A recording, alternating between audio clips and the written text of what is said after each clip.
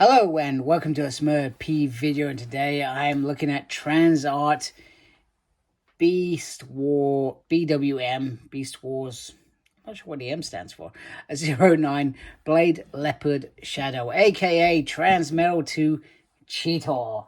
And I got this from Show Store, where actually I get all my TransArt Transformers from. I don't know anybody, well, there probably are lots of people that do it, but that's who I go to every time. And you know what? They always do a good job. So there's some claw marks on the side. Beautiful artwork on the back. That is beautiful. Primal on that side, which I find bizarre. Metal Jungle, Blade Leopard, TransArt. And then some stuff on the bottom. That looks very, very cool. So let's get him open and have a closer look at him. All right, this is a big figure, and he does look really good. I've got to give it to TransArt. When they do produce figures, they do produce what look like what we want to see on the screen. Now, I guess with the last TransArt, Black Arachnia, she was a smaller figure, not something that's got a bit more bulk, and there was a lot more delicacy to her, and as such there were a few disasters, should we say. However, I do not feel concerned about this figure whatsoever. So just looking at that, there's a nice silver piece in there. It looks very, very cool. The head sculpt looks absolutely stunning. I'm sorry, I'm just trying to get, like I said, this is a big figure, so I'm just trying to get the light in there and make sure that the focus is there. He's got a nice little goatee there, which is cool, which is meant to show that he was becoming an adult, etc. And he's got some beautiful little teeth in there. I'm not overly sold on the mouth being open. However, it does. I think if it wasn't there, I'd be a little bit irritated. Now, I cannot remember, I'll be honest with you. So Maximal logos and Predacon logos are usually left off because there's a copyright thing with that. So we don't usually see them on there, and I really cannot remember where those were in terms of this character. I just thought I'd point out. So I love the detail in terms of the sculpting, in terms of the TransMetal pieces just out around the fur, etc. I always thought that this was a beautiful figure here. I guess my only, it's not really a gripe, is on the toy, this bit you say you better point this up, etc. It seems to be quite solid there. Maybe it's just how I'm playing with it. And then you got the beautiful sharp bit at the back, which is pretty cool. And I feel like they've not left any detail off throughout. And I love, in fact, do you know what? The fact that these are like these, and they probably blend in better than if you had fur in there. You'd probably have some sort of screw. I mean, you do have screws throughout the whole piece, etc. But it's not such a big deal. Move to this leg in particular. Sorry, I ruined it. You've got the bit where the spark was, and you remember, oh my goodness, I flipped that wrong. I'm trying to be careful. Where Optimus Prime was able to touch the spark, which allowed Cheetor to gain some sort of control over his animal part, which was feral. That's why it's called Feral Scream, because he was feral, and I guess he was screaming. But it was disaster. And then you get this beautiful gun piece, which just pops in there very, very nicely. And you can bring these pieces out as well. Just once again, just some good quality work there. And literally, it's just like you did with the toy back in the day, just very, very nicely. It just blasts out, etc. I just a warning. Not a warning as such. I thought that this went right in there, but it doesn't. It just sort of pops in there a little bit, and you don't get it right in there. So I just thought I'd mention that piece as well. Unless it's meant to be in there, you can also, this bit conforms as part of that rocket when he is in that art mode as well. And like I said, you could just pop it on the back, and it's just really, really easy. I'm not sure if there was another way to connect this to the back, but that's just how I've managed to get it on there, and it seems to work. Now the tail, I could never remember if the tail was on in this mode at all. However, it is once again beautifully detailed, etc., beautifully on there, and you can bend that up, etc., and around. And even on this bit, there's just a little bit more flexibility, etc., when you put it in his butt. In fact, is it meant to cut? No, that is the right way. I did do it correctly. So that bit's there, and then that just sort of flops there.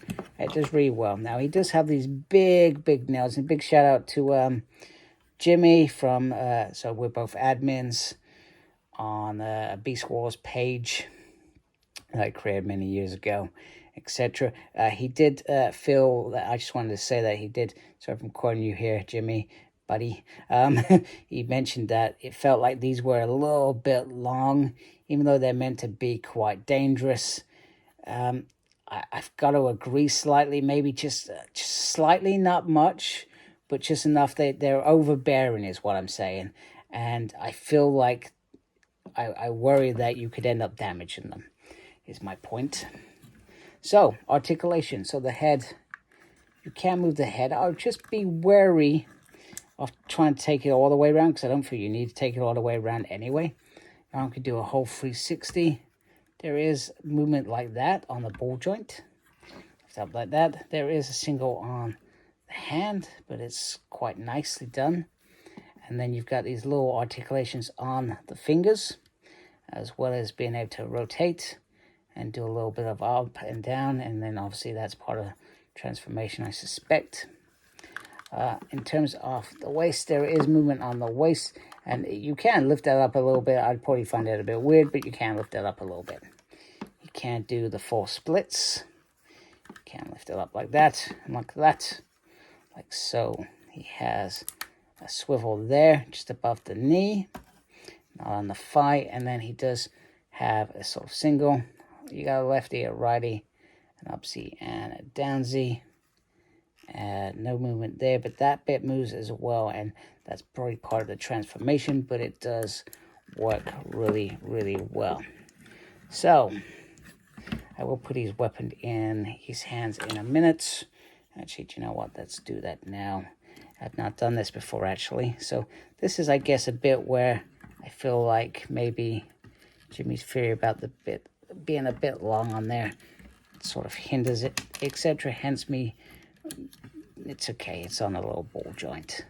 But you've got like this little port in here, and I just can't seem to get that in there. Wait a minute. I'm going to do this off camera, people. Alright, so here he is next to TransArt TransMetal Cheetor, which was his second transformation. And then we've got him next to Masterpiece Cheetor from Season 1. Now, I will be as bold as said, I would love a Beast Wars Cheetor as well. That is going to be taller than this one, if I'm correct in thinking. And that's him at adulthood, so to speak. So these are his 3 phases of Beast Wars mode, though, and they look very cool. I'm a big fan of both these other 2 figures, and really glad that we are starting to see these 3 seasons, these characters sort of come together, especially with the announcement that Rhinox Masterpiece is going to happen. So just for a couple of other sort of size comparisons, we're just moving to the side there. We're going to bring in TransArt Megatron. So I feel like that is, oh my goodness, wow. That is a very good size. Megatron in his, just his TransMetal was bigger than Cheetor, and you would expect him to be bigger when we eventually get a dragon version of him. I would love that. I really would. And then we are going to bring in, well, he's going to certainly have a TransMetal too very soon, Dinobot, who even in his normal mode would still be bigger than this TransMetal, and I think it makes perfect sense, etc. But they do look very nicely together, which is great. So I'm going to go and try and figure out how to attach his gun, because everything I've tried has failed. And then once I show you that, I will then go and transform him into his beast mode. Okay, just before I transform Cheetor into his beast mode, I will be quite clear. This bit was the most frustrating piece of all. So I wanted to make sure that I showed it, etc. So literally, you've got to get the gun in between the thumb piece here, and there's a little hole there. Now, because of the way that the thumb sits, having all these fingers doesn't work. So I ended up having to actually take one of the fingers out, or more importantly, it popped out. I was worried I actually broke it. But they're on ball joints, so they don't, you'd have to be really reckless to damage it. But very important piece to remember. This is not a fun way to hold the gun. The other annoying thing is, because it doesn't have a double joint on the arm, yeah, you can't get him into some of those really, really good poses that make him look awesome. Like, yeah, you know what I'm trying to achieve. So it is a bit annoying. I'm not overly impressed with this part, but other than that, I cannot fault this figure at all. He looks absolutely stunning in robot mode, and I'm looking forward to seeing how the alt mode goes. Now, we've already seen the majority of the body, but let's have a look at how the transformation is. I'll talk about that. I'm not going to transform him on here. I'm not that person. I will mess it up somehow, I'm sure. So anyway, I'm going to transform him, and then we can have a look at that alt mode. All right, so the first thing I wanted to do was show TransMetal 2 Cheetor in his art mode with TransArt TransMetal 2, just TransMetal Cheetor and original Cheetor, etc., which he looks incredibly skinny, which makes sense. He is a Cheetor, etc. But you can see the size compared to them are absolutely completely different. So this one is, you know, super skinny compared to this. He's like a bulky version of this as well. But they do look very, very cool together, etc. If this is what you want your shelf to look like, it's pretty decent. In terms of transformation and doing the transformation, actually, he is really, really easy. I'm not going to lie, I did watch Ben's Collectibles just to see how it's done, because I just couldn't be bothered and be patient, etc. But here is how he looks like that, and I think it does look very, very nice. You got the tail that you can flick as well.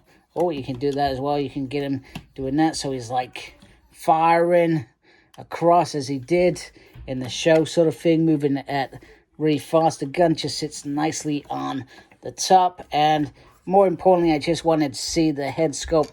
Now, there was a picture of a very feral looking Cheetor, so but we clearly didn't get that, which is perhaps a shame. I would have liked a bit of a feral Cheetor, etc. I think the only thing that looks off is because you've got this like this, and you've got these four sort of things. They do look a little bit too much. So I don't know. I mean, you perhaps could stick that underneath there. It would look a bit odd, wouldn't it? I suspect so. But hey, it isn't the end of the world. But this looks very, very nice.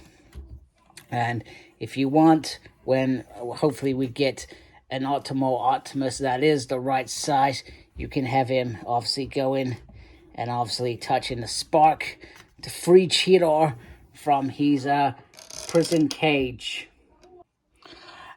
And just for another sort of comparison, here he is next to TransMetal 2 Cheetor, so you see how big he is compared to her, and also against TransMetal Optimus Primal. So you can just see the difference in terms of how that sort of art mode goes, etc. And, you know, I think the size, once again, I think they've hit the nail in terms of the size. I think this is perfect. And seeing him when we do get an Optimus Primal TransMetal 2, which I hope we do. I mean, they've sort of tinkered with that in the past. I feel like they could really hit the nail on the head in terms of size. He also comes with these little eyes, so you can change the eyes on here. I'll be honest with you, I don't think that's something I'm gonna do. It also has an instruction around how you can apply them as well, and there's apparently a video on it. And also you get the usual little card that comes with it, which I do appreciate these. I think these are pretty cool. So there you have it. There is TransMetal 2 Cheetor.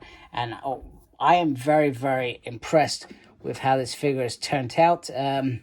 You know, considering that Black Arachnia, it's not bad actually, Black Arachnia. I do like her. It's not perfect, but I still feel like there were moments where it was a bit of a disaster.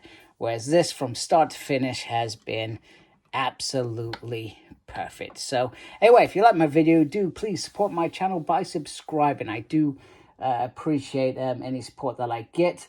Thank you if you've watched this video, and thank you to those that are already subscribed to my channel. Make sure you look after yourself. Very important these days. And as always, embrace geekiness. Take care. Goodbye.